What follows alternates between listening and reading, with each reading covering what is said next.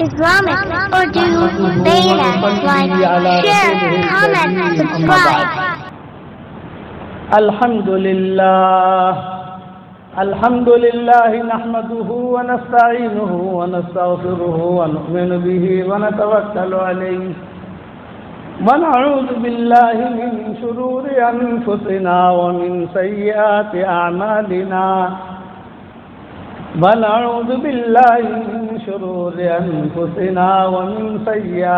أعمالنا من يهده الله فلا مضل له ومن يضلله فلا هادي له ونشهد أن لا إله إلا الله وحده لا شريك له ونشهد أن سيدنا ومولانا محمدا عبده ورسوله صلى الله عليه وعلى آله وأصحابه وبارك وسلم تسليما كثيرا كثيرا أما بعد فأعوذ بالله من الشيطان الرجيم بسم الله الرحمن الرحيم فاعلم أنه لا إله إلا الله واستغفر لذنبك وللمؤمنين والمؤمنات والله يعلم متقلبكم ومثواكم صدق الله العظيم.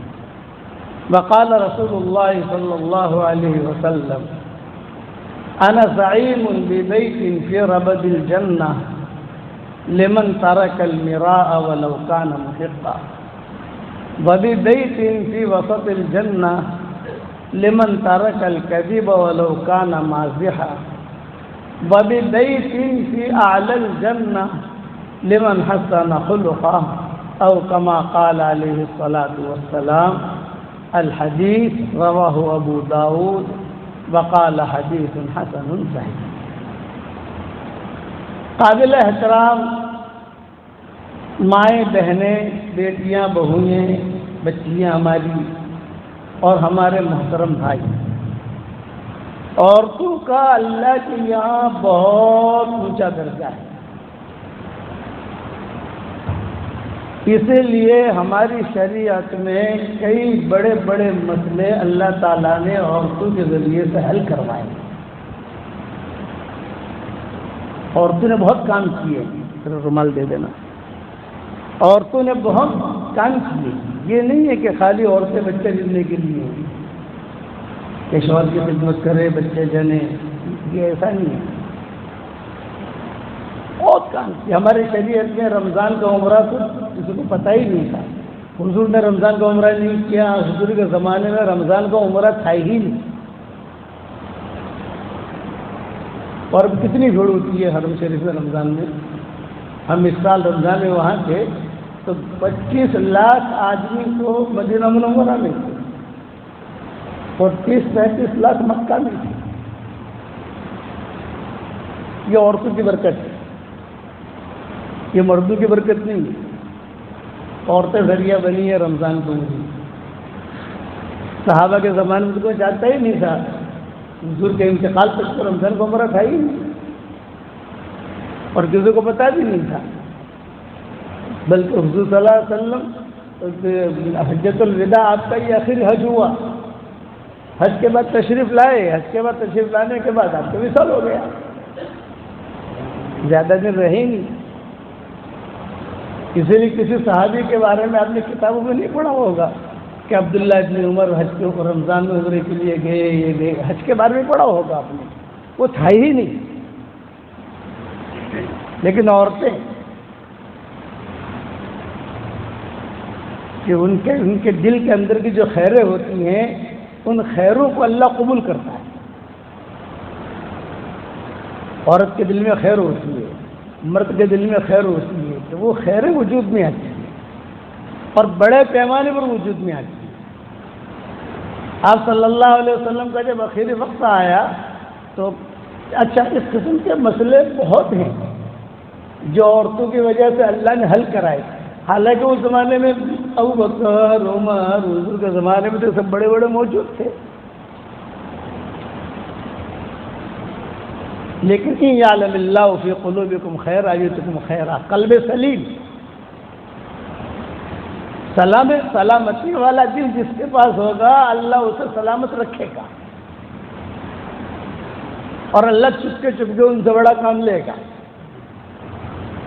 ہماری مسجد میں جو ممبر ہوتا ہے اذان جمعہ کے دن، وہ ممبر بھی نہیں ہوتا تھا ہماری شریعت میں، ایک انصاریہ سبب بن گئی، عورتوں کو میراث نہیں ملتی ہماری شریعت میں، آخر تک میراث میں کوئی حق نہیں کسی عورت کا، پچھلی شریعت میں عورتوں کے لیے کوئی میراث نہیں، شادی کرو، بچے جنو، شوہر مر جائے تو تم بھی مر جاؤ۔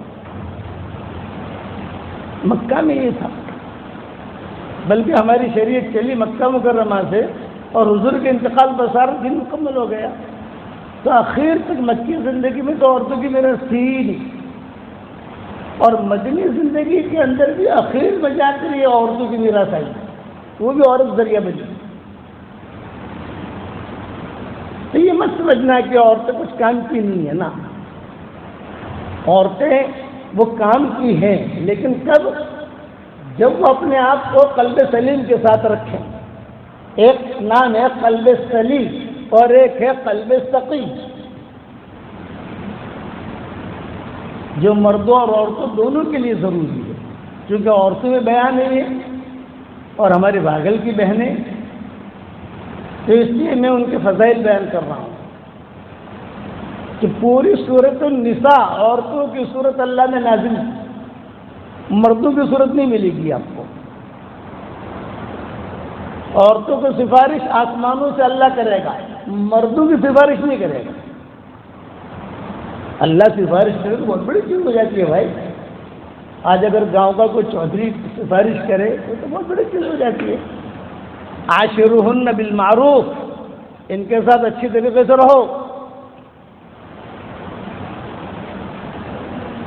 ان کا احترام کیا اللہ نے عورت کا۔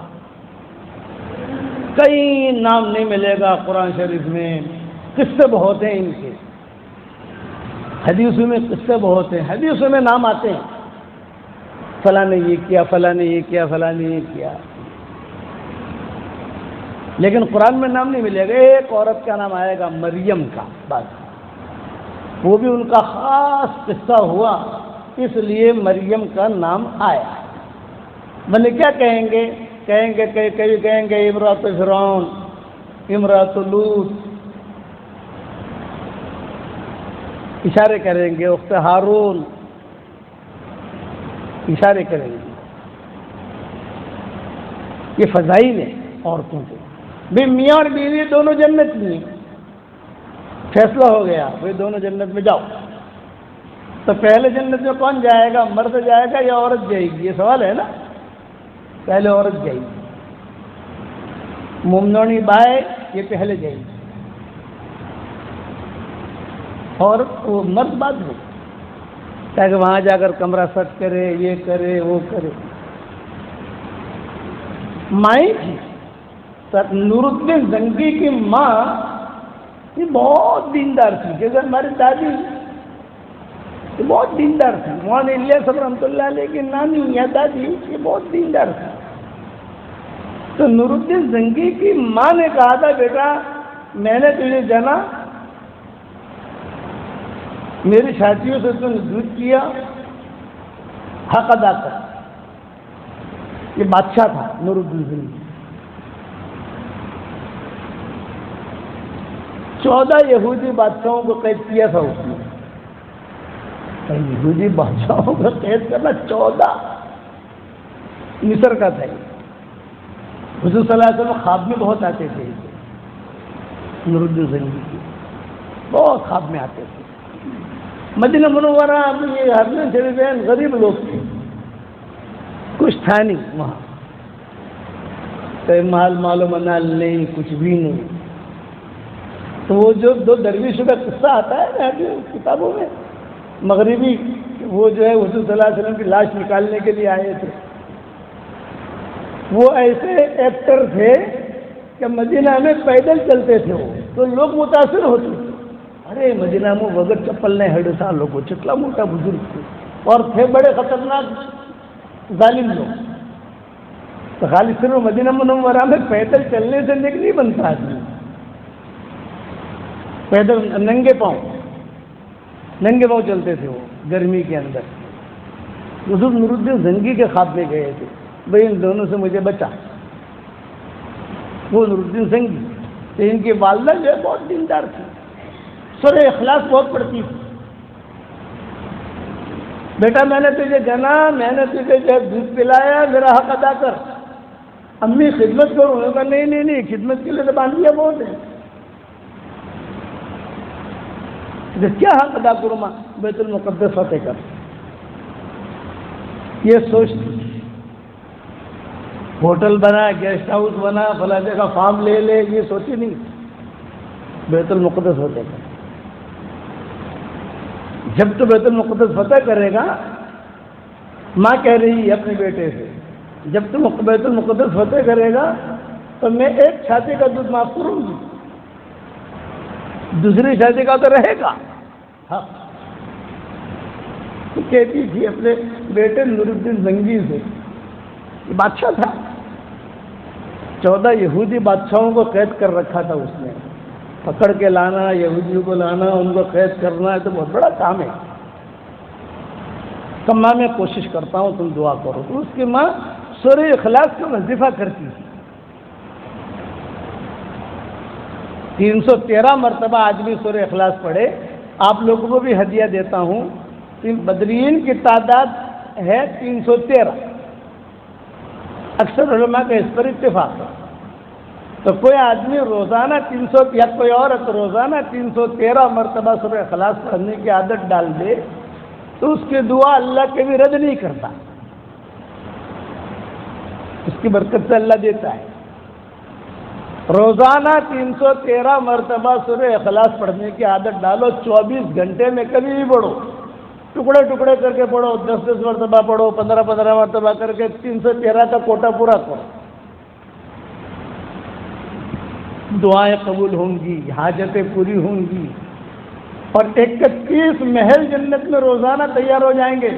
دنیا میں تو پراپرٹی بنا دی, بمبئی میں پراپرٹی ہے, بھاگل میں پراپرٹی ہے, کئی دور دور جا کر بھی آدمی پراپرٹی بناتا ہے. میں کہتا ہوں اب جنت میں پراپرٹی بناؤ, یہ اپنے بنگلے جنت میں تیار کرو.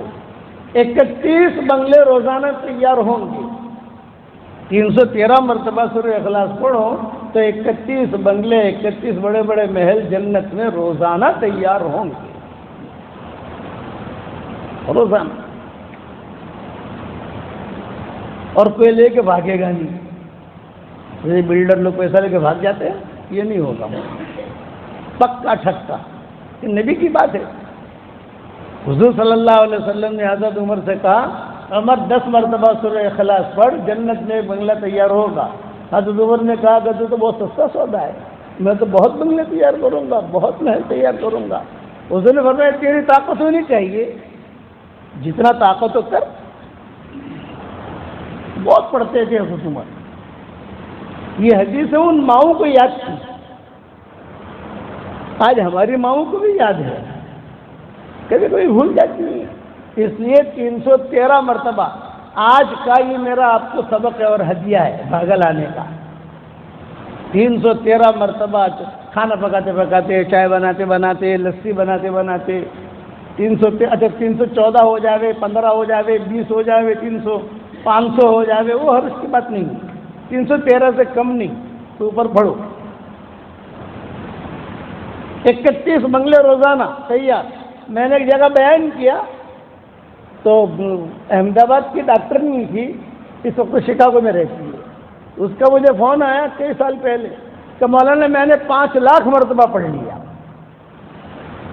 آپریشن کرتے کرتے یہ پڑھتی ہوں, پر یہ 5 لاکھ مرتبہ پڑھ کر میں نے آپ کو ہدیہ دے دیا. میں نے کہا بہت اچھا ہدیہ ہے بھائی, مجھے دے دیا, بہت اچھا. پھر فون آیا کہ میں نے جو ہے تو 5 لاکھ مرتبہ اور پڑھا, اب 10 لاکھ ہونے والے ہیں. لیکن مولانا ایک سوال ہے, مولانا 10 لاکھ وقت مہارا سورہ اخلاص نے پڑھیا تو کتنا بڑا بنگلہ تھی گیا جنت میں. ہو تو مسو کہ بھاڑو بھاڑو آپ سے کہ نہیں آوے، سمجھ گئے نا؟ آٹلا بدا بنگلہ تو بھاڑو آپ سے کہ نہیں آوے.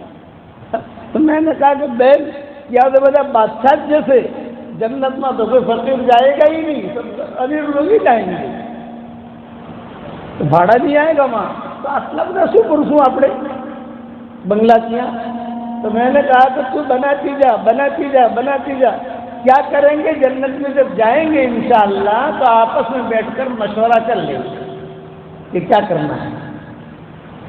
تو آپ لوگ بھی بناؤ، مرد بھی بنانے عورتیں بھی بنانے. یہ نور الدین زنگی کی ماں تھی، سورہ اخلاص کا وجبہ کر کے دعا مانگتی تھی، اللہ بیت المقدس پورا ہمیں دے. تو نور الدین زنگی نے بھی قسم کھائی کہ میں جو ہے اس کو پورا کروں گا، اگر اللہ نے مجھے زندگی دی تو میں آگے بڑھوں گا. اپنے ساتھ رکھا نور الدین زنگی نے صلاح الدین ایوبی، ان کے خاص دوست تھے صلاح الدین، کمانڈر سمجھو یا جو پرائیویٹ سیکرٹری سمجھو، جو وی آئی پی آدمی، کہ چلو محنت شروع کی. یہودی جو بادشاہ تھے وہ تو جیل میں تھی، ان کو سمجھایا، یہ کیا وہ کیا، اور محنت شروع کی. تو کتابوں میں لکھا ہے ایک اللہ والے ملے رستے میں، بھی کہاں جا رہے ہو آپ لوگ؟ بیت المقدس بتا کر. اچھا کاغذ قلم لو. فقیر آدمی کا فقیر نام بھی آتا ہے اس کی کتابوں میں، اس وقت مجھے نام ذہن میں نہیں ہے. کاغذ قلم لو، یہ کہا لکھو فلاں سن لکھوایا، اور لکھو رجب کا مہینہ، اور لکھو رجب کا آخری جمعہ. پہلے سن لکھوایا، سن لکھو، پھر لکھا رجب کا مہینہ، پھر لکھو آخری جمعہ. بیت المقدس فتح ہوگا، اور جمعہ کے دن فتح ہوگا، لیکن جمعہ کی نماز تم لوگ نہیں پڑھ سکو گے، اگلا جمعہ ہوگا وہاں. یہ لکھوایا، سگنیچر کیا، اور سگنیچر کر کے غائب ہو گیا. چونکہ کتابوں میں ہی چیزیں ہیں. اس زمانے میں ابن تیمیہ موجود تھے، علامہ ابن کثیر بھی موجود تھے، تفسیر ابن کثیر جنہوں نے لکھی ہے، بڑے بڑے لوگ تھے. اور جیسا اس نے کہا ویسا ہی ہوا. وہ سال آیا، رجب کا مہینہ آیا، آخری جمعہ آیا، اور اسی طریقے سے فتح ہوا. تو علامہ ابن اچھا بڑے بڑے علماء، بڑے بڑے فقہا اس دور میں موجود تھے. ایمیٹیشن مولوی نہیں تھے وہ لوگ، نقلی مولوی نہیں، بھرے ہوئے علم حدیث شام. اور ابن تیمیہ خود زندہ تھے. علامہ ابن تیمیہ شیخ الاسلام لقب دیا ہے عربوں نے ان کو، شیخ الاسلام. جیل میں بھی انہوں نے فتوے لکھے ہیں، جیل میں گئے تھے فتوے لکھے. ان کا جب انتقال ہوا تو ان کی جیل سے، ان کا انتقال بھی جیل میں ہوا، تو ان کو جیل میں سے وہ جو دیواروں پر فتوے لکھے تھے اس طرح سے فتوے علماء نے نقل کی، اور کئی جلدوں میں وہ فتوے اب چھپے ہیں سعودیہ میں. اتنا بڑا آدمی تھا. چونکہ ان کا حیاتی میں قصہ ہوا تو ابن کثیر نے پوچھا ابن تیمیہ سے، حضرت ایک سوال کرنا چاہتا ہوں. شاگرد تھے ابن کثیر، ابن کثیر، ابن قیم، یہ ابن تیمیہ کے شاگرد تھے، اور ابن تیمیہ ان کو استاد. حضرت میں ایک سوال کرنا چاہتا ہوں، کیا ایسا ہوتا ہے ہماری شریعت میں کوئی لکھے اور جیسا لکھے ویسا ہو جائے؟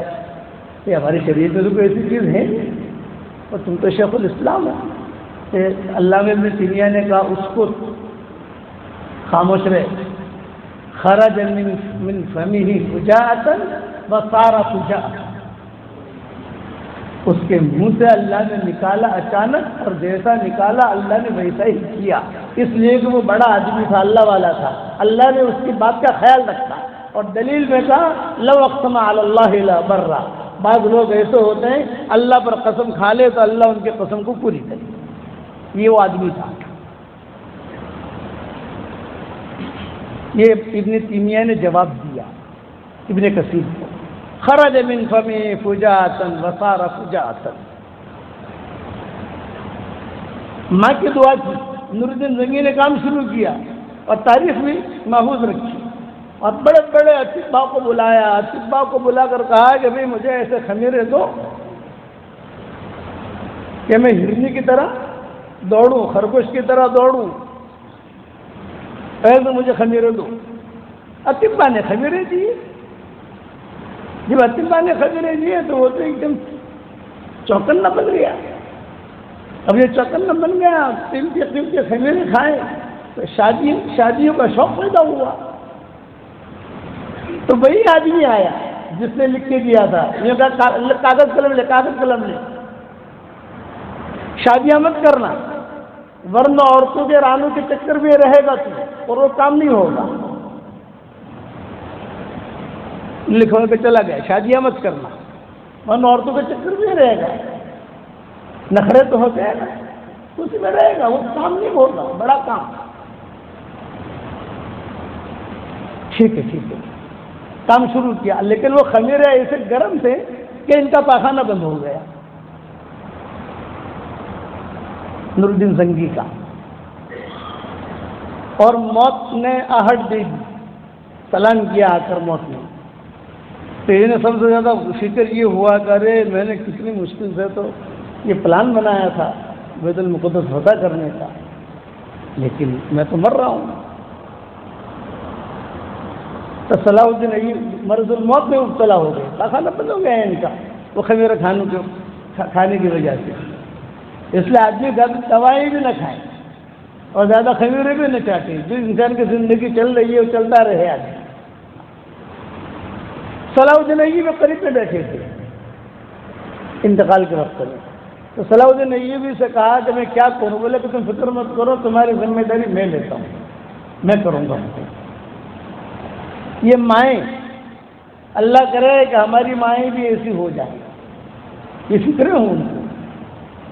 یہ مائیں ہیں. جب صلاح الدین ایوبی کی ماں، نور الدین زنگی کی ماں، مولانا الیاس صاحب رحمۃ اللہ علیہ کی دادی یا نانی، ہماری دادی ابا کو کہتی تھی بیٹا قرآن سنا، میں تو اندھی ہوں، اندھیری کوٹھری میں تیری اندھی ماں اس سے قرآن سنتی ہے.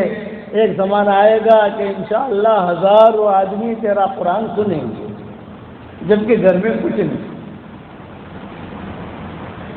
ماؤں کا اثر بہت پڑتا ہے اولاد کے اوپر، یہ ذہن میں رکھنا. یہ بیت المقدس جو فتح ہوا وہ ماں کی برکت سے ہوا ہے. دو مائیں کی ہیں، نور الدین زنگی کی ماں اور صلاح الدین ایوبی کی ماں. چنانچہ لکھا ہے نور الدین زنگی کا تو انتقال ہو گیا. اب آئے صلاح الدین ایوبی، ان کی ماں بھی ایسی تھی، نہیں بخشوں گی، دونوں چھاتیوں کا حق چاہیے مجھے. تو صلاح الدین ایوبی نے پوچھا ماں مجھے ذرا بتا دو یہ داہنی چھاتی کا کیا حق ہے اور بائیں چھاتی کا کیا حق ہے؟ تو اس نے جواب دیا ماں نے، ایک چھاتی کا حق یہ ہے کہ بیت المقدس فتح کر، اور دوسری چھاتی کا حق یہ ہے کہ ایسا انتظام کر کے قیامت تک کوئی پھر قابض نہ ہو. ایسا انتظام کر، اللہ نے عقل دی ہے. صلاح الدین ایوبی نے کام شروع کیا، آگے بڑھے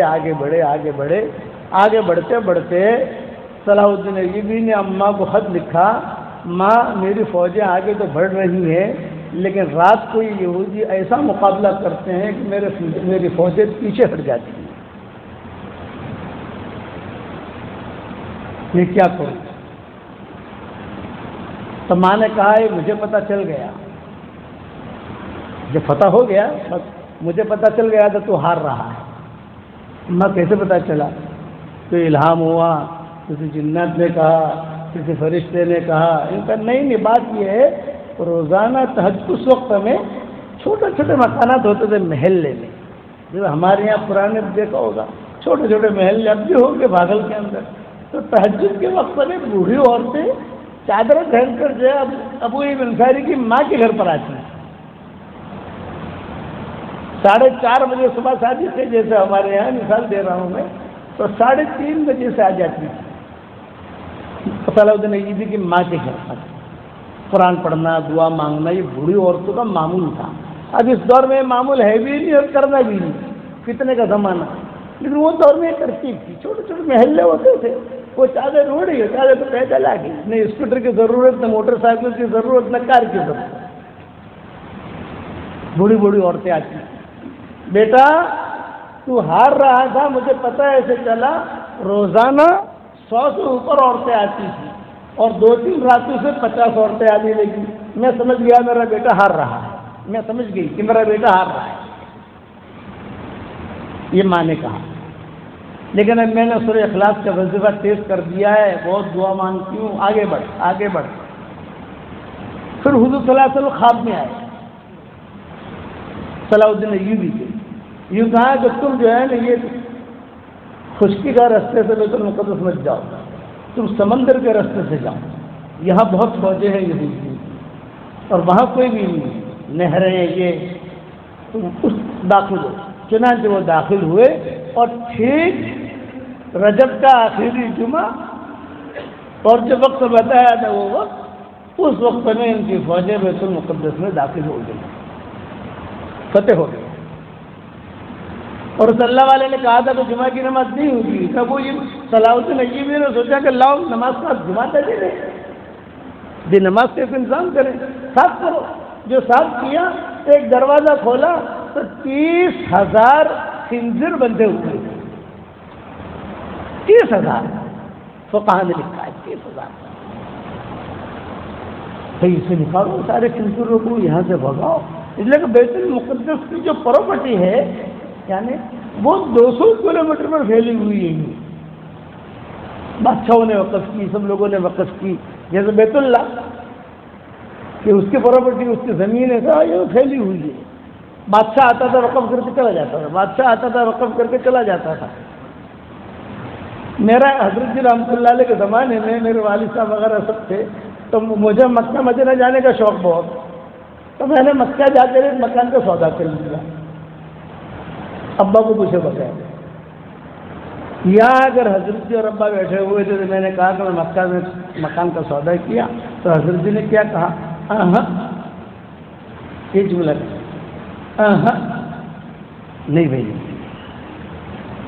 امام ابو حنیفہ کے نزدیک مکہ مکرمہ میں کوئی مکان لینا نہیں چاہیے، اس لیے کہ ابو حنیفہ کہتے تھے کہ یہ مکہ کی زمینیں کئی مرتبہ وقف ہو چکی، یہ حضرت جی نے مجھے کہا، سودا کینسل کر، کئی مرتبہ وقف ہو چکی، بڑے بڑے بادشاہ آتے تھے وقف کرتے تھے، پھر ایک زمانہ گزرا، دوسرے بادشاہوں نے وقف کیا، وقف وقف وقف وقف، یہی حال تھا بیت المقدس کا۔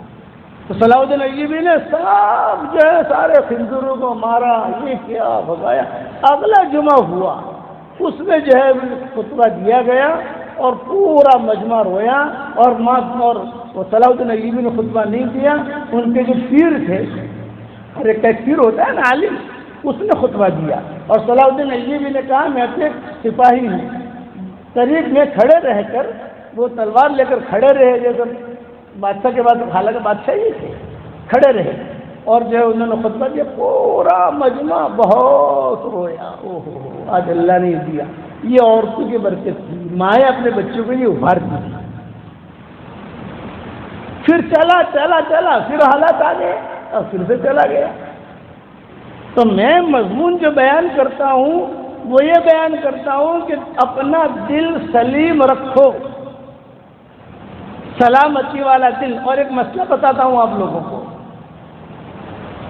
بہت دھیان سے سننا۔ قلب سلیم بار بار قرآن میں آتا ہے، الا من اتى الله بقلب سلیم وان من شيعته لابراهيم اذ جاء ربه بقلب سلیم۔ تو قلب سلیم کسے کہتے ہیں؟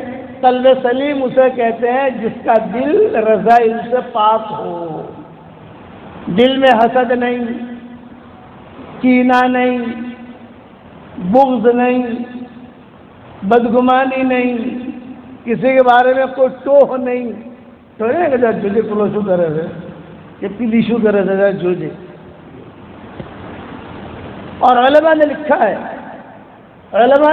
ہے عربی علماء نے بھی اور ہمارے ہندوستان کے علماء نے بھی کہ جس کے دل کے اندر حسد ہوگا، جس کے دل میں کپٹ ہوگا، جس کا دل رذائل سے بھرا ہوا ہوگا، اس کی عبادت اللہ قبول نہیں کرتا. یاد رکھنا، قبول نہیں ہوگی. ہاں نیکیاں ملیں گی، نیکیاں ملنا الگ چیز ہے، قبول ہونا الگ چیز ہے. یہ متفق علیہ فیصلہ ہے، اس میں کوئی اشکال نہیں کر سکتا. ظہر کی نماز آپ نے پڑھی اور دل کے اندر سب بھرا ہوا ہے، آپ سمجھ گئے نا، بھرا ہوا تو ہم سب سمجھتے ہیں کہ دل میں کینہ بھی ہے، حسد بھی ہے، بغض بھی ہے، سارے رذائل بھرے ہوئے ہیں. تو ظہر کی نماز پڑھی اس کے ساتھ تو نیکیاں مل جائیں گی. بھی نیکیاں لے لو، فرشتہ لکھ دے گا. ابھی جوہر کی نماز پڑھی لی تھی بھائی نے، بھائی نے جوہر کی نماز پڑھی لی تھی، فرض اتر گیا، لیکن قبول ہم نہیں کریں گے. دل پاک کر کے آؤ. اور دلیل انما یتقبل اللہ من المتقین، تقوی والوں کا ہم قبول کرتے ہیں.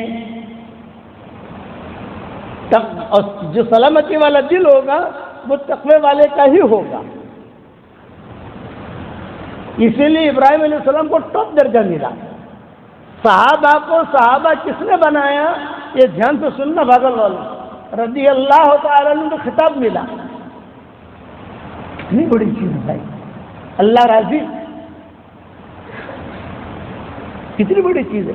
یہ خطاب کیوں ملا؟ بہت نمازیں پڑھتے تھے، بہت چاش پڑھتے تھے، بہت حج کرتے تھے، بہت قرآن پڑھتے تھے، بہت تصویر گھماتے تھے، نہیں. بہت تہجدیں پڑھتے تھے، نہیں. کیا لکھا ہے علماء نے؟ اتنا بڑا درجہ کیوں ملا؟ لسلامت صدورہم، ان کے دل پاک صاف تھے. آج معاف کرنا ہمارے دل گندے ہو گئے، اس وجہ سے دعا بھی قبول نہیں ہوتی. آج ہماری دعا قبول کیوں نہیں ہوتی؟ آج لمبے لمبے وظیفے کریں گے، لمبی لمبی تقریریں کریں گے، جماعت میں بھی جائیں گے، لیکن وہی دل کے خرابی کے ساتھ نہ. دل پاک کرو. اگر انقلاب لانا ہے دنیا میں تو دل پاک کرو. اور میں مثال لیتا ہوں آپ کو، یہ میرا رومال ہے پاک صاحب، اس پر جو ہے پاخانہ لگ گیا. اب میں اسی پاخانے کے اوپر روٹ ڈال رہا ہوں، گلاب ڈال رہا ہوں، عنبر ڈال رہا ہوں، خس ڈال رہا ہوں، تو پاخانے کی بدبو ہی غالب رہے گی. جتنا بھی میں اوٹ ڈالوں، خوشبو ڈالوں، پاخانے کی بدبو ہی غالب رہے گی. ہاں اگر اس میں مجھے خوشبو لانی ہے تو پہلے میں اس کو دھلواؤں، پاک صاف کروں، سکھاؤں، پھر ایک قطرہ عود کا ڈالوں گا، یہ رومال چمک جائے گا. آج ہمارے دل کے اندر سارے رذائل بھرے ہوئے ہیں دنیا بھر کے، اور ہم نماز کا عطر ڈال رہے ہیں، درود شریف کا بھی عطر ڈال رہے ہیں، قرآن شریف کا بھی عطر ڈال رہے ہیں. تو فقہا کیا کہتے ہیں؟ وہ بدبو ہی غالب رہے گی.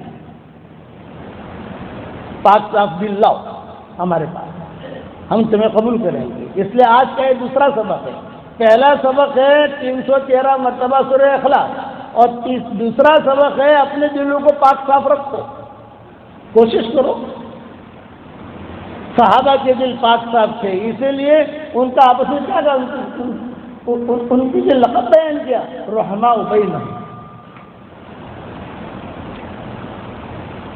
سعد بن ابی وقاص جو تھے نا، حدیثوں میں آتا ہے ایک مرتبہ حضور صلی اللہ علیہ وسلم بیٹھے ہوئے اور سامنے سے دروازے کھلے ہوئے تھے مسجد نبی میں. آپ نے فرمایا دیکھو بھائی ابھی ایک آدمی آئے گا وہ جنتی ہے.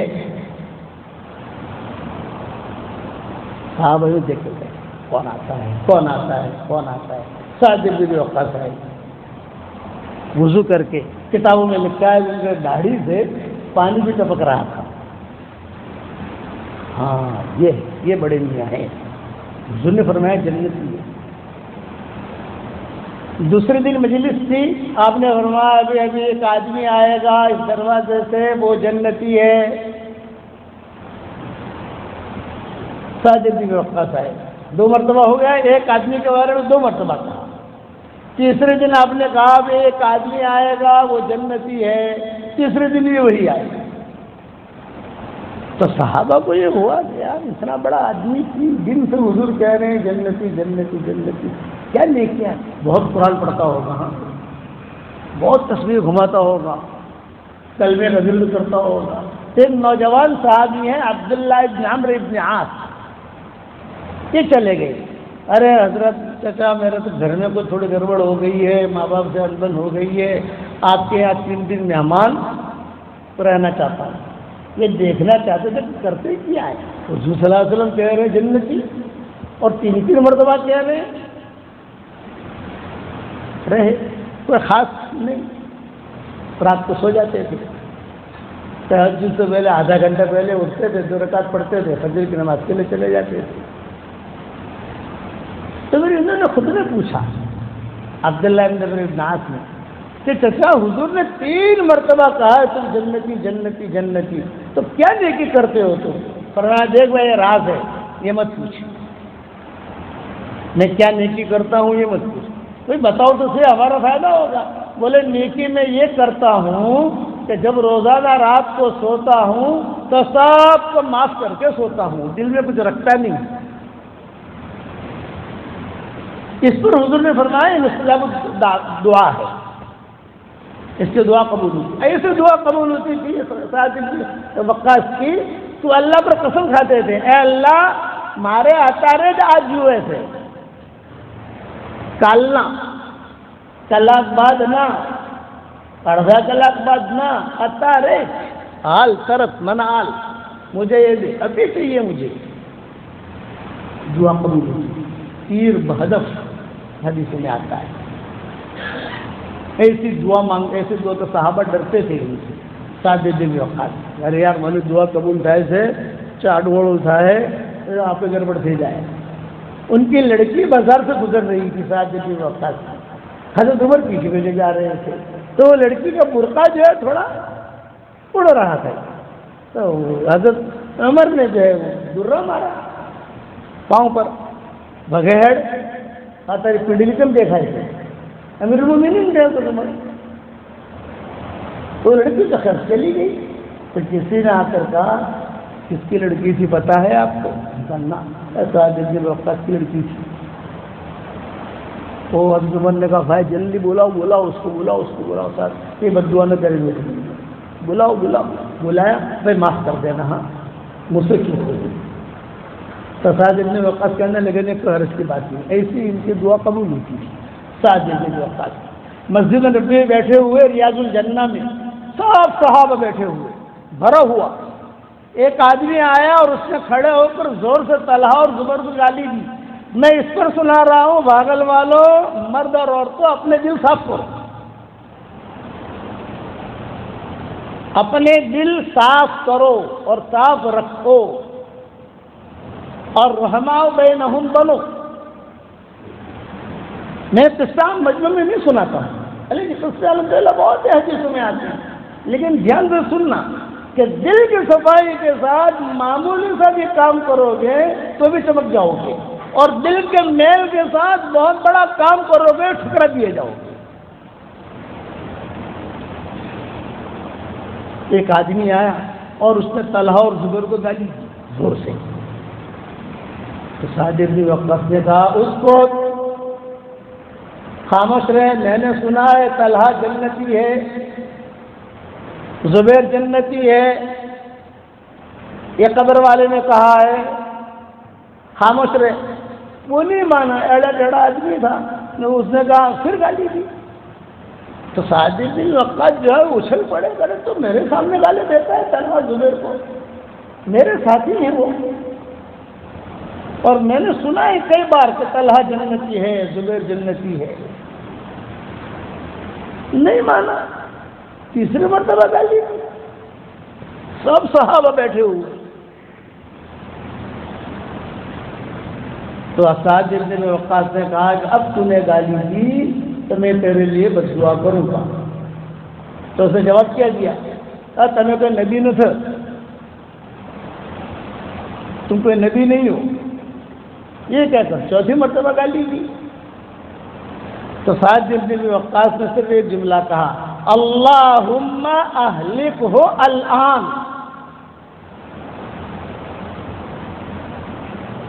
اے اللہ ابھی اس کو ہلاک کر دے.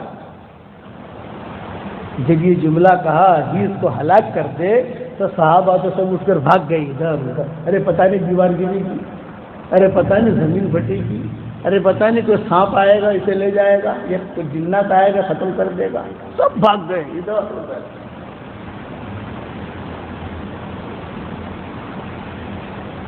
اور سعد بن وقاص نے اتنا جملہ کہا, اللہم اہلکہ الآن. بس کتابوں میں کیا لکھا ہے, باب السلام جو ہے نا, باب السلام یہ بہت پرانا دروازہ ہے, وہاں سلمہ رہتی ہے. باب السلام پر سلمہ رہتی ہے. سلمہ کون ہے؟ یہ عبد المطلب کی ماں ہے,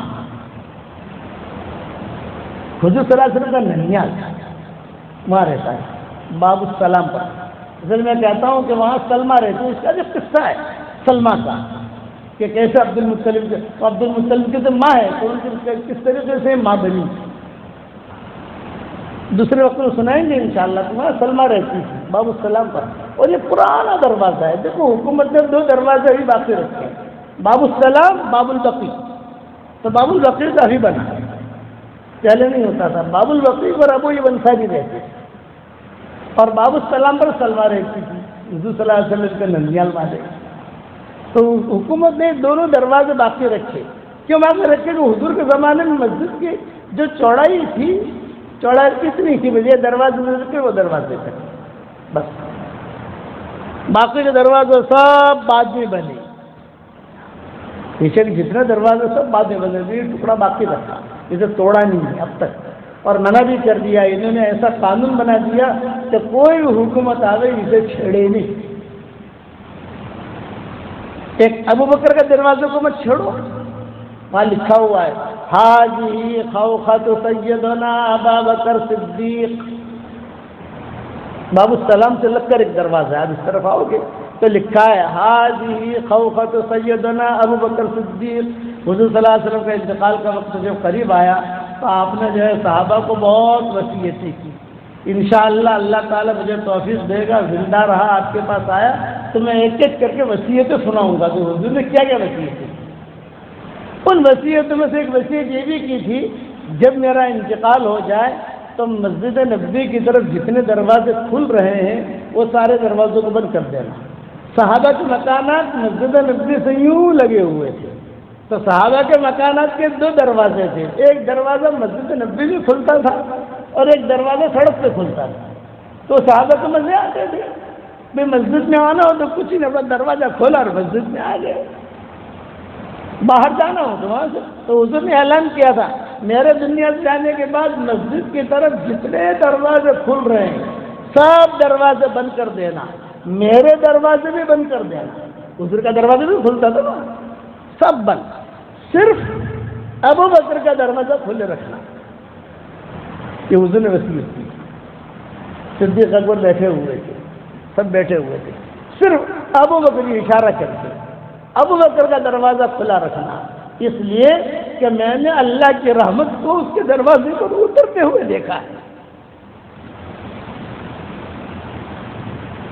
کہ میں نے اللہ کی رحمت, اللہ کی نصرت, اس کی مدد کئی مرتبہ ابو بکر کے دروازے پر اترتے ہوئے دیکھی ہے.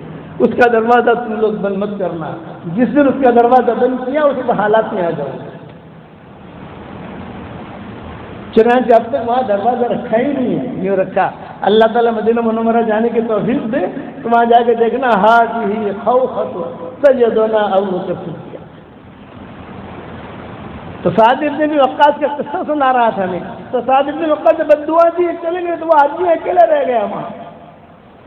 ایک ناکا مجنونہ اونٹنی, پاگل اونٹنی, یہ مدینہ منورہ میں دوڑتی باب السلام سے داخل ہوئی اور لوگوں کے چہرے سننے شروع کیے اور اس کے پاس گئی اور اس کے پاس جا کر اس کا سر پکڑا اور سر پکڑ کر جیسے دھوبی گاڑ پر دھوبی کپڑے دھوتا ہے نا پاٹ پاٹ ایسا کر کے ریاض الجنہ میں مارا اور وہ آدمی وہی مر گیا. ایسی ان کی دعا قبول ہوتی تھی. اب سنو آگے. جمل سفین ہوا, اختلافات ہوئے اور صادق میں وقت زندہ تھے تو ملتزم پر جا کر دعا مانگتے تھے کہ اللہ ایک طرف سے 60,000 صحابہ شہید ہو گئے, دوسری طرف سے 40,000 صحابہ شہید ہو گئے, یہ امت کہاں جائے گی, اللہ مدد کر, یہ اختلافات ختم کر. تو غیب سے آواز آتی تھی قلب سلیم لائیے پھر دعا مانگیے, دل میں میل آ گیا تمہارے, دعا قبول نہیں ہوئی. اس لیے سلامتی والا دل ضروری ہے, اور جب سلامتی والا دل ہوتا ہے نا اللہ بڑے بڑے کام لیتا ہے. مدینہ منورہ میں ایک لڑکی تھی, اس کا نام تھا تثبیتا. تثبیتا. مدینہ منورہ میں ایک یہودی تھا, اس کا نام تھا اسلم.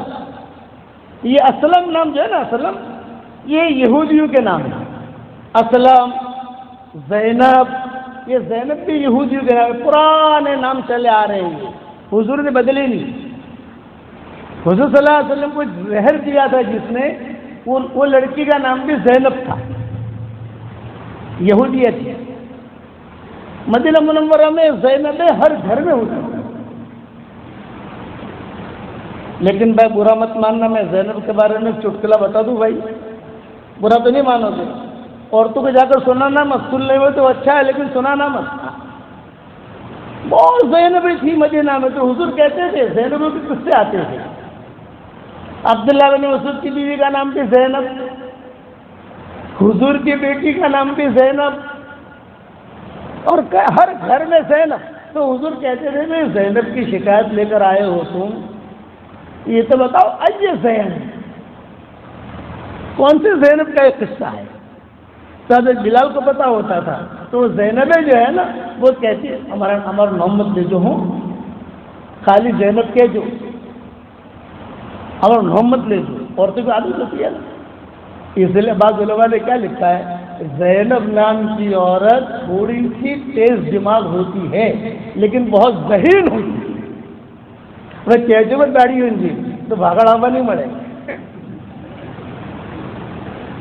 کہ تھوڑی تیز دماغ ہوتی ہے لیکن بہت ذہین ہوتی ہے. اسی لیے حضرت زینب نے ابو العاص بن ربیع کو ٹھکانہ کر دیا اور اسلام میں داخل نہیں کر دیا. میں نے یہ قصہ سنایا تھا مدنی مسجد میں. ہر گھر میں زینب ہوتی تھی, حضور کو محبت بھی ہوتی تھی زینب سے. زیانی زیار, عبداللہ بن مسعود کی بیوی کا نام بھی زینب, تو دونوں میں کبھی کھٹکھٹ ہو جاتی ہے.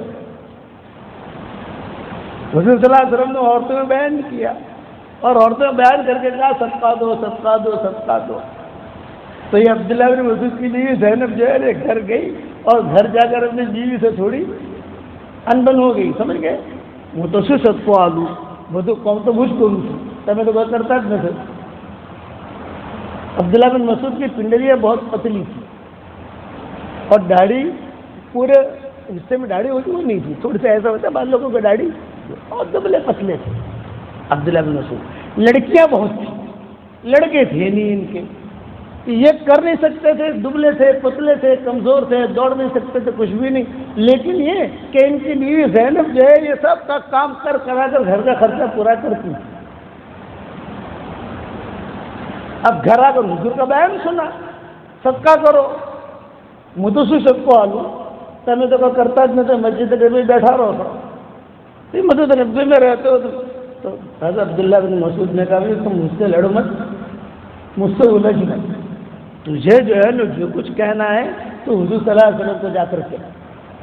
تو اس نے تو غصے میں کہا تیز دماغ ہوتی ہے تھوڑی لیکن ذہین ہوتی ہے.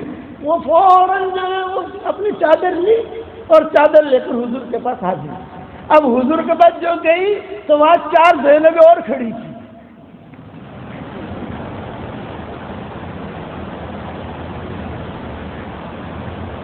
اور حضرت عائشہ کے کمرے میں تھے حضور صلی اللہ علیہ وسلم، اور حضرت بلال کچھ خدمت کر رہے تھے، پانی لانا، یہ لانا، یہ لانا، وہ، اور اب اندر باہر سے آوازیں آنے لگی عورتوں کی، یہ سب زینبیں آ گئی، اور یہ سب زینبیں جو ہے یعنی اپنے شوہروں کی شکایتیں لے کر آئی، لیکن معروف عبداللہ بن مسعود کی بیوی تھی، سب پہچانتے تھے مدینہ والے۔ تو حضور صلی اللہ علیہ وسلم نے حضرت بلال سے کہا، بلال یہ کچھ کھچکھچ کی آوازیں آ رہی ہیں، کیا مسئلہ ہے؟ تو حضرت عائشہ وہ سمجھدار تھی، یہ کہا حضرت سب زینبیں جمع ہوئی ہیں۔ اچھا اللہ خیر کرے، یہ سب زینبیں جمع ہوئی ہیں اور کچھ مسئلہ ہوگا ان کا۔ تو حضور صلی اللہ علیہ وسلم نے بلال کو بھیجا۔ اچھا مکان بہت چھوٹا، پردہ پڑا ہوا، اب وہ جو بھی کہے گی، جو بھی بولے گی آواز تو جائے گی نا اندر۔ ہاں بھی کیا مسئلہ ہے آپ لوگوں کا؟ تو زینب تو ہوشیار تو ہوتی ہے، تو بول تو بول تو بول، تو زب بڑی تھی عبداللہ بن مسعود کی بیوی تھی زینب، تو کہا آپا تمہیں بات کرو، تمہیں بات کرو، تمہیں بات کرو۔ تو عبداللہ بن مسعود کی بیوی زینب نے کہا میری بات رکھنا حضور کے سامنے، لیکن میرا نام مت لینا۔ اس سے بھی اتنا کہنا زینب کی کوئی۔ اچھا کیا کہوں بتاؤ؟ بلال سمجھ گئے کہ عبداللہ بن مسعود کی بیوی ہے۔ یہ کہا آپ نے صدقہ کرنے کا کہا، اب میرا شوہر تو کچھ کام کرتا ہے ہی، جب دیکھو تب مسجد میں رہتا ہے اور دبلا پتلا ہے، میری بچیاں ہیں، سارا کام میں کرتی ہوں، اب میں کہاں سے صدقہ کروں؟ تو یہی پوچھنا ہے۔ دوسری زینب سے پوچھا یہ بھی تمہارا کیا؟ بس یہی ہے۔ اب وہ دوسری زینب نے کہا کہ ہم کیوں بولے بھائی، جو بھی پٹائی ہوگی، جو بھی آئے گا وہ اس پر آئے گا، ہم کیوں بولے؟ حضور کے پاس آ گئے، حضرت عائشہ پردے کے ساتھ بیٹھی ہوئی تھی۔ ہاں بلال کیا مسئلہ ہے؟ یہ کہا کہ حضرت وہ کچھ زینبیں جمع ہوئی ہیں اور یہ کہہ رہی ہے کہ بھی ہم تو کماتی ہیں، صدقہ کرنے کا آپ نے کہا، اب ہم تو کیسے صدقہ کریں، شوہر تو کماتا ہی نہیں ہے، بیمار ہے یا یہ ہے وہ ہے۔ زینبیں کہا، زینبیں آئی ہیں۔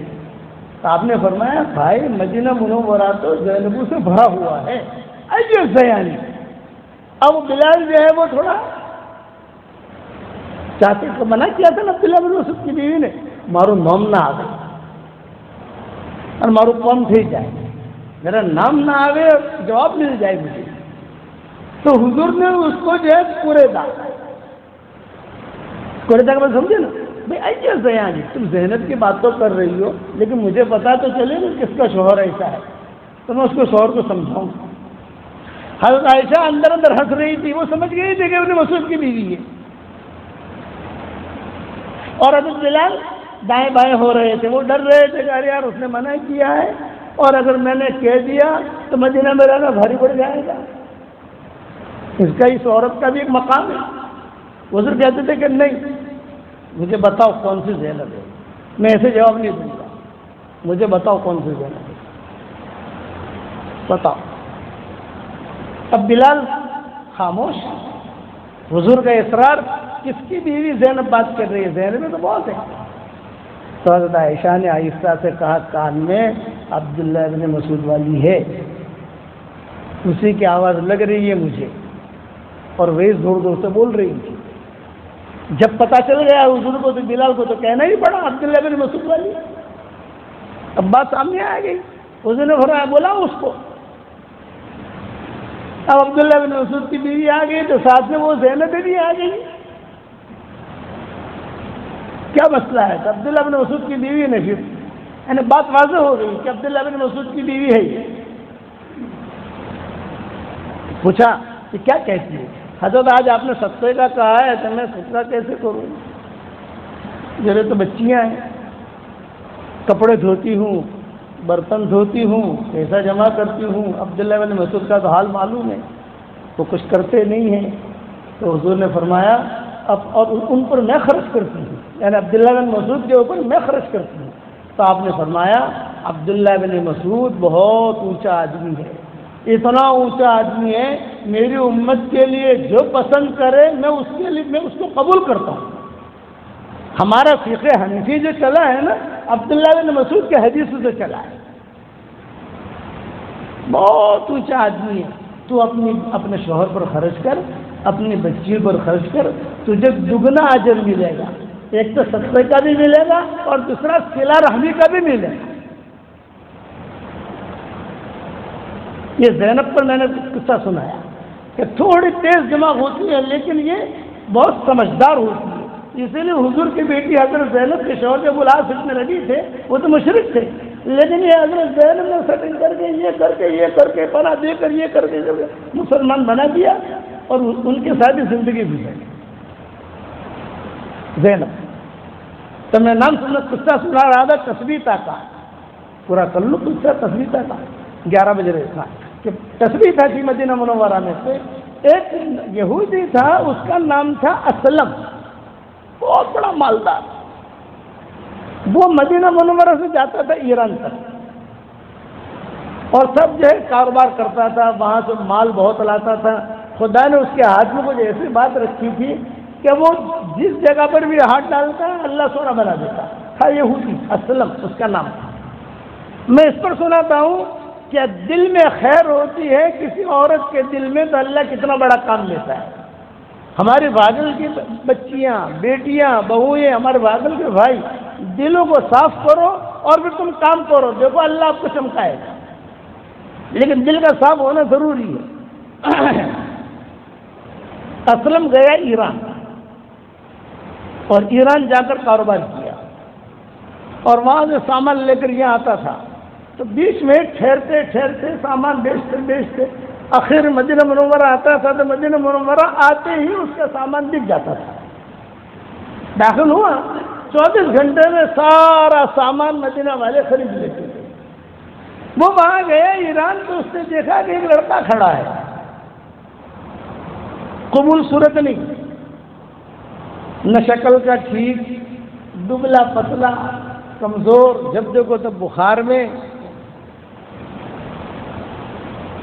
تو اسلم نے کہا بیٹا کیوں کھڑے ہو؟ یہ کہا میرا کوئی نہیں ہے۔ اسلم نے پوچھا بیٹا کیوں کھڑے ہو؟ یہ کہا میرا تو کوئی بھی نہیں ہے۔ تو اچھا میں تجھے مدینہ لے جاؤں، یثرب لے جاؤں تجھ کو؟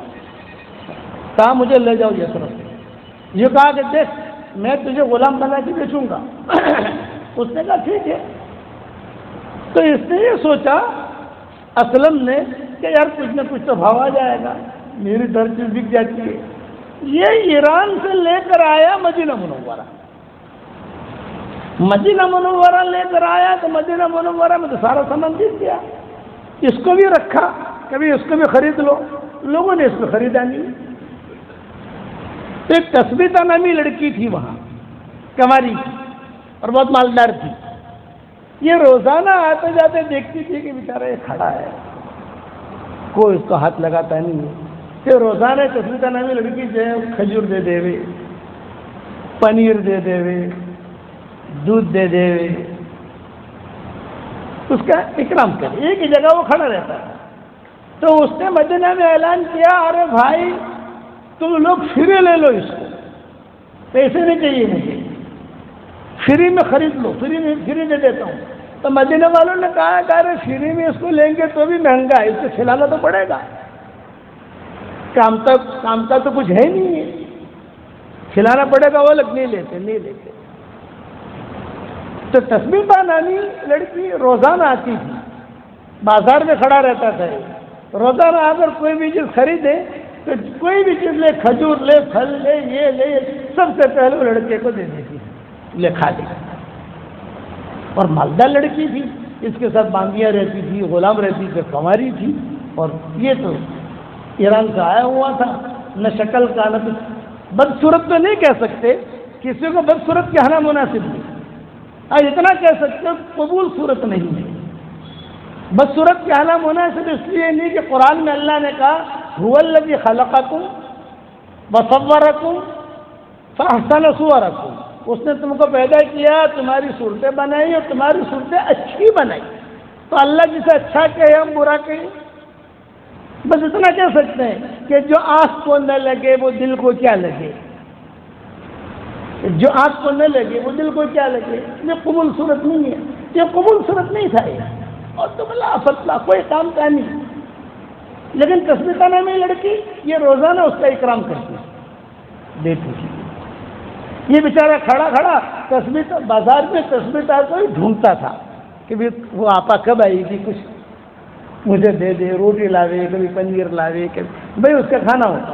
اور رات کو وہ اسلم جو تھا نا وہ اس کو لے کے گھر چلا جاتا تھا، اور دن کو پورا دن یا باہر کھڑا رکھتا تھا. کوئی جو بھاؤ آوے دے دوں، فری دے دوں، کوئی لیتا نہیں تھا. ایک مرتبہ یہ تسبیحہ نامی لڑکی نے اسلم سے پوچھا، بھئی یہ لڑکا کھڑا ہے تمہاری تحویل میں ہے، تم اسے بیچتے کیوں نہیں؟ ارے بھائی کوئی لے تو اتنے تو شو کر دی، کوئی ہاتھ ہی نہیں رکھتا اس پر، تمہیں کیا کروں؟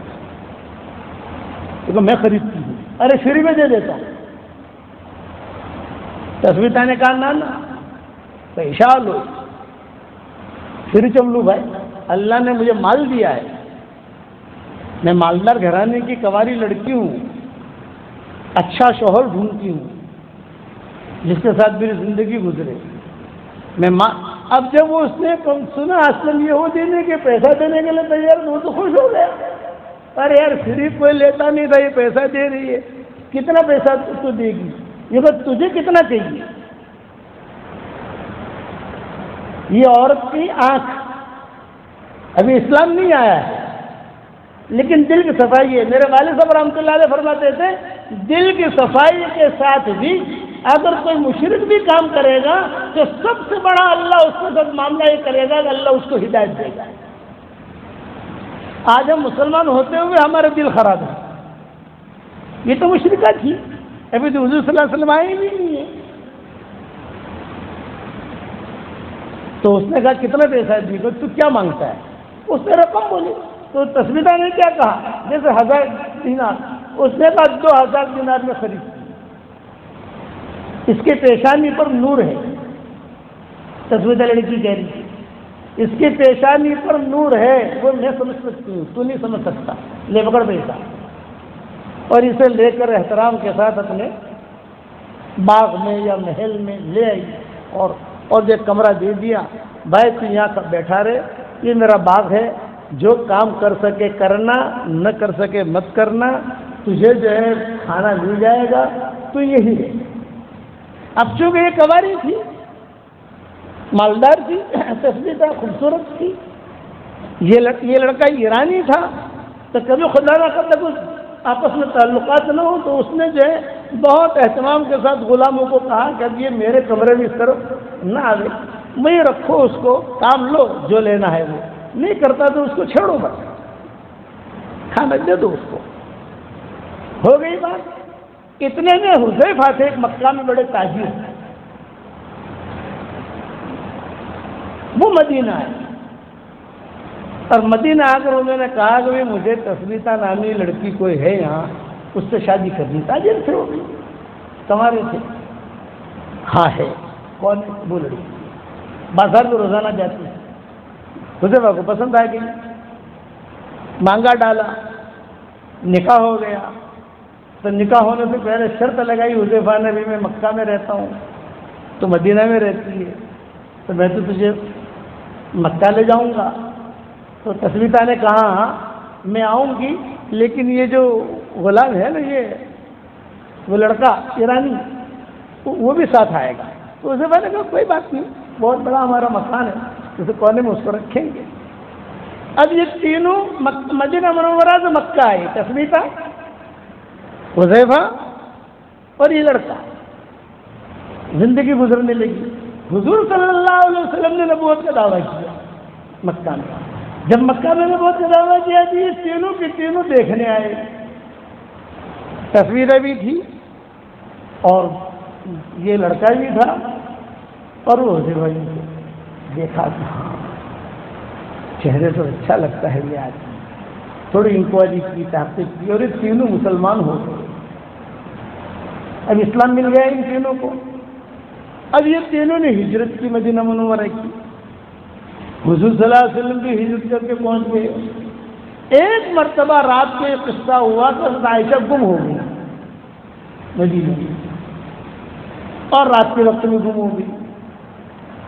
گم ہونے کا مطلب یہ کہ حضور یعنی بارش سے عائشہ کے گھر میں، تو حضور صلی اللہ علیہ وسلم کہتے تھے بھائی عائشہ، عائش، بھائی صدیقہ، آواز دے رہے، لیکن کہیں سے کوئی آواز بھی نہیں ہے۔ بھائی عائشہ کہاں گئی؟ عائشہ کہاں گئی؟ کہہ رہا وہ بھی جواب نہیں دے رہی، کوئی مائیں بھی جواب نہیں دے رہی، کوئی بھی جواب نہیں دے رہا، اور حضور کمرے میں اکیلے ہیں اور آرام کا وقت قریب ہے۔ الگ الگ ناموں سے حضور پکارتے تھے۔ بیوی کا پیار والا نام رکھنا ہماری شریعت میں سنت ہے۔ نام تھا تو عائشہ کا عائشہ، لیکن حضور پیار میں کہتے تھے عائش، کبھی کہتے تھے عویش، کبھی کہتے تھے صدیقہ، کبھی کہتے تھے حمیرہ، کبھی کہتے تھے عفیفہ، تو نام تھا عائشہ۔ یہ سارے پیار والے نام تھے۔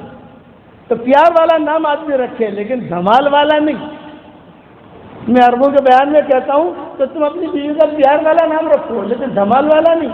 تم لوگ لیلا نام رکھتے ہو، وہ لوگ تو دو دو تین تین شادیاں کرتے ہیں نا، تو کہتے ہیں کہ ہادہ لیلا واحد، ہادہ لیلا اثنین، ہادہ لیلا ثالث۔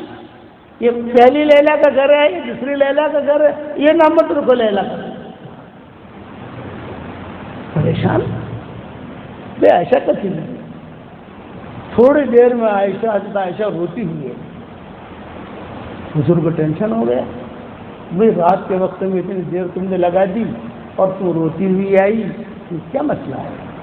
تو عائشہ نے کہا کہ حضرت ایک لڑکا ہے وہاں بیٹھا ہوا، وہ قرآن پڑھ رہا ہے، ایسا اچھا قرآن پڑھ رہا ہے، تو میں سنتی ہی رہی اور آپ کی آواز مجھ تک آئی ہی نہیں، اور وہ پڑھتا رہا، میں روتی رہی، وہ پڑھتا رہا، میں روتی رہی۔ آپ نے فرمایا کون ہے؟ یہ تو میں بھی نہیں کہتا ہے، لیکن آپ اس کا قرآن سنو۔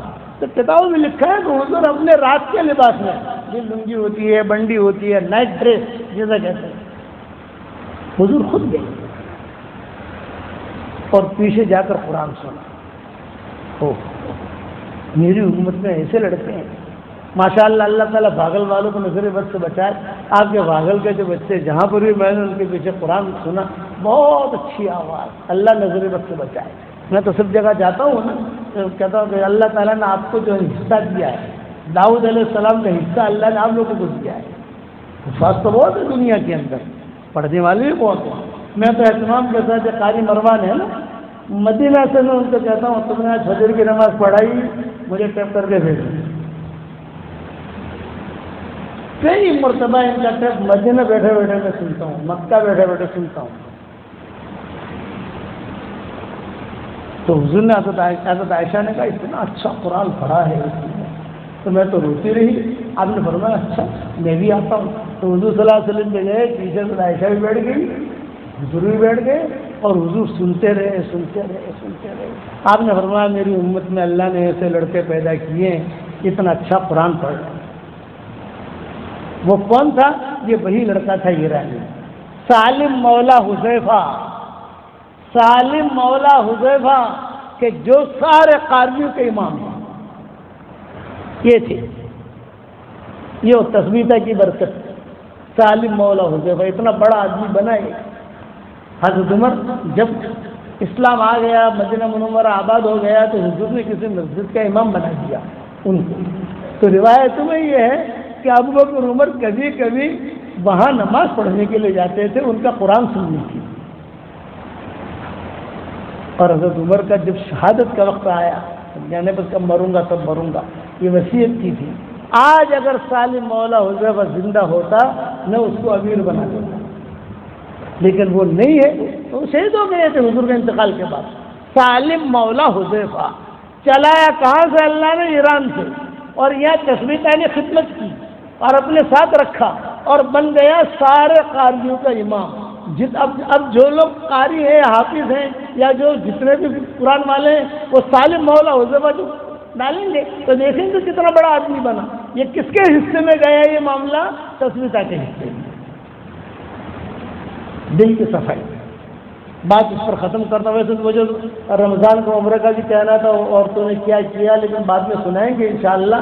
خلاصہ کلام یہ اپنے دل کو پاک صاف رکھو، ٹھیک ہے بھائی، دل پاک رکھو، اللہ کے ساتھ معاملہ کلیئر کرو، سب کو معاف کر دو۔ دنیا کی زندگی کتنی ہے، اس کے بعد اللہ تعالیٰ آپ کی بہت مدد کرے گا، کرو گے انشاءاللہ۔ اور 313 مرتبہ کا سورہ اخلاص کا تو اپنا پکا ہو گیا نا بھائی، انشاءاللہ وہ کرتے۔ اپنی پراپرٹی جنت میں بناؤ، بس اپنی پراپرٹی جنت میں بناؤ، یہ میرا جملہ یاد رکھو، مرنے کے بعد کام آئے گی انشاءاللہ وہاں۔ اور اس کے لیے اللہ کے راستے کی ہم تشکیل کرتے ہیں، ہمارا دعوت تبلیغ کا کام سدا بہار ہے، اور ماشاءاللہ خاص طور سے ہمارے علاقے میں ماشاءاللہ 100% دعوت اور تبلیغ کے کام سے مانوس ہیں ماشاءاللہ۔ لوگ ہمیں کہتے ہیں، لوگ ہمیں کیا کہتے ہیں کہ مول صاحب چلو مول صاحب بہن بلے بولا بھی میں نے بھی جو بھائی جہاں تمہارے بولا ہوا بے شرطوں آج 2 شرطیں لگاتا ہے ہمارے جہاں بولا ہو بے شرطوں، ایک تو ہے کہ تبلیغ میں قوم کی مخالفت نہ کرے، ایک بیجو شورانی مخالفت نہ کرے، یہ آپ لوگ مذہب مشرف سے آپ حق بات کیا تو ہے بولن بات کرو کیوں، حق بات کیا تو ہے کہ بدعت نہ پھیلاوے، تو شرک کی بات نہ کرے، پڑھا بے موتی شرطوں سے بھائی کہ آپ تبلیغ نہ قوم میں مخالفت نہ کرے، اور یہ کوئی شورا کے خلاف کوئی بات نہ کرے، تو بولا بات کرو، خدمت کرو، ہدیہ لو، جب کرو، یہ کرو، بولوں آپ کے جو پڑتا ہے تو آپ کو قوم نے اندر انتشام ہے، آپ نے انتظام سے مانگتا ہے، بڑی مشکل نہ آتی تو آپ ٹھکانے آیا، اس لیے یہ بات کو ذہن میں رکھو کہ اللہ کے راستے میں نکلو گے انشاءاللہ۔ اب آپ کے یہاں کب مشورہ ہے، آپ کے یہاں کب جوڑ ہے، کب اجتماعات ہیں، وہ مجھے پتہ نہیں ہے، لیکن اجتماع کی تاریخ ہے ساتھی ہمارے طے کرتے، کہیں نہ کہیں سے لوگ جان جماعتیں نکلتی ہے، تو بتاؤ کون کون تیار ہے، پھر میں دعا کرا لوں انشاءاللہ۔ جماعت ہے بھاگل سے، واہ واہ ماشاء اللہ، لو وہاں گئے ہیں سامنے کچھ جی مدنی مسجد سے چلنے کی جماعت، اور یا مکی سے بہت اچھا، میرے والد صاحب رحمۃ اللہ علیہ کو بھاگل سے بہت مناسبت تھی اور بہت آتے تھے، اور بھاگل والے بہت محبت بھی کرتے تھے، اور اللہ کا شکر ہے کہ ابھی آپ لوگ بھی ہم سے محبت کرتے ہیں۔ حدیث سننا، جس کے باپ سے تمہیں کوئی خیر ملا ہو تو ان کی اولاد سے تعلق رکھنا، ورنہ تمہارا ایمان کا نور بجھ جائے گا۔ کڑی باقی رکھنا، کڑی، ایک کڑی آپ نے باقی رکھی ہمارے ساتھ، ہم آتے ہیں جاتے ہیں، پروگرام ہوتا ہے پروگرام کرتے ہیں، لیکن میں اہتمام سے بھاگل گودرے پر آ کر دعا مانگ کے جاتا ہوں، جب بھی یہاں آتا ہوں اور گاڑی کھڑی رکھتا ہوں خالی بس، اب وہ لوگ آتے ہیں بیٹھتا ہوں اور مجھے دعا مانگ کے 2-4 نصیحتیں کر کے، اور ایک شعر پڑھتا ہوں لیلا مجنون والا، وہ مجنون تھا نا، مجنون، اس کو جو ہے لیلا نے نکال دیا اس کے گاؤں سے، تو بھاگ یہاں سے، اب یہاں تو آنا مت، لڑائی ہو گئی دونوں میں، تو لیلا نے کہا کہ وہ تارا ہوا آپ باندھو نا، آپ گومت نہ آپ تو نہیں جائے، تو مجنون کو لیلا یاد آئی سال کے بعد، تو وہ آیا معلّہ میں، معلّہ نام ہے اس گاؤں کا جہاں لیلا مجنون رہتے ہیں، ابھی تو بہت بڑا شہر بنا دیا ہے ان لوگوں نے۔ وہ آیا تو وہاں آ کر وہ ایک شعر پڑھنے لگا، آیا ہوں تیرے شہر میں مسافر کی طرح، ایک بار پھر ملاقات کا موقع دے، آیا ہوں تیرے شہر میں مسافر کی طرح، ایک بار پھر ملاقات کا موقع دے دے۔ یہ شعر گنگنا رہا تھا اور اچانک آواز آئی اللہ اکبر، ظہر کی اذان، پھر مجنون بہت رویا اور کہا آیا تھا لیلا سے ملنے اور اللہ مجھے مل گیا۔ مسجد میں آ کر دعا مانگی، بہت رویا۔ عبداللہ ابن عمر کے دوستوں میں تھا، تو عبداللہ ابن عمر نے حضرت عمر سے کہا بابا ایک کام کرو، ہمارا دوست ہے مجنون، اور ذرا انہیں شادی وادی کرائے دو تاکہ پٹی جائے، تاکہ معاملہ ختم تھا، تاکہ امیر المومنین کو۔ حضرت عمر نے کہا ٹھیک ہے، بلا لیلا کے ابا کو، بلا کیس کہتے تھے اس کو، نام مجنون تو حضرت حسن نے رکھا ہے، اس کا نام مجنون نہیں تھا، اس کا نام تھا قیس، تو حضرت حسن نے امیر معاویہ کے ساتھ سیٹنگ کر لی، سب میں چھوڑ دیا، سب مجھے کچھ نہیں چاہیے، سالانہ تم مجھے اتنے پیسے دے دینا، یہ ہو گیا۔ تو حضرت حسن جو ہے وہ شکریہ کا عمرہ کرنے کے لیے مکہ روانہ ہوئے کہ لڑائی ختم ہو گئی، چلو امیر معاویہ کے ساتھ کوئی لڑائی نہیں، سالانہ پیسے مل جائیں گے ہم کو۔ راستے میں وہ مجنون آتا ہوا دکھائی دیا قیس، تو حضرت حسن جانتے تھے کہ یہ قیس ہے۔ تو حضرت حسن نے کہا بھائی قیس، میں نے جو فیصلہ کیا سب کچھ میں نے جو ہے امیر معاویہ کو دے دیا، کرسی بھی سب کچھ جو ہے میرا کچھ نہیں، سالانہ اتنا پیسہ مدینہ منورہ میں پہنچا دینا، میں نے ٹھیک کیا کہ نہیں کیا؟ تو قیس کیا کہنے لگا، آپ نے ٹھیک نہیں کیا۔ اچھا تو کیا کروں پھر؟ یہ تو یہ پیسہ تو لیلا کو دیتے تو اچھا تھا۔ اس پر حضرت حسن نے کہا انت مجنون، یہ نام تو پڑا ہے، انت مجنون۔ ابا جو ہے اس کے قصے کبھی کبھی موڑ میں ہوتے تھے تو بہت بیان کرتے تھے۔ اب جو ہے وہ ایک مرتبہ مجنون بہت رویا بہت رویا بہت رویا، تو عبداللہ ابن عمر کے دوستوں میں سے تھا، تو اس کے سب دھمکی دے دے مت رو مت رو مت رو، کیوں رو رہا ہے کیوں رو رہا ہے؟ تو اس نے دعا مانگی مجنون نے، اے اللہ سب کچھ جو مانگا مل گیا، لیلا ہی نہیں ملی، جو مانگا مل گیا، لیلا ہی نہیں ملی، لیلا دے دیتا تو تجھے تیرے خزانے میں کیا کمی تھی؟ تو غیب سے آواز آئی، خوش نمایت نالے شبہائے تو، خوش نمایت نالے شبہائے تو، ذوقہا دارم بزاری ہائے تو۔ اے مجنون تیرا راتوں کا رونا مجھے بہت پسند ہے، اگر لیلا سے تیری ملاقات کرا دوں گا تو میرے سامنے کون روئے گا؟ تو روتا جا میں دیکھتا جاؤں، تو روتا جا میں دیکھتا جاؤں۔ ابا یہ اشعار پڑھتے تھے، خوش نمایت نالے شبہائے تو، ذوقہا دارم بزاری ہائے تو۔ جب عبداللہ بن عمر نے بہت کوشش کی نکاح کرانی کی، اور حضرت عمر نے بلایا نہیں مسجد نبوی میں اور کہا میں نکاح پڑھاتا ہوں، مہر میں دیتا ہوں لیلا کی طرف سے۔ یہ قصہ بعد میں پورا کریں گے انشاءاللہ۔ اب بتاؤ سب تیار ہو انشاءاللہ بھائی؟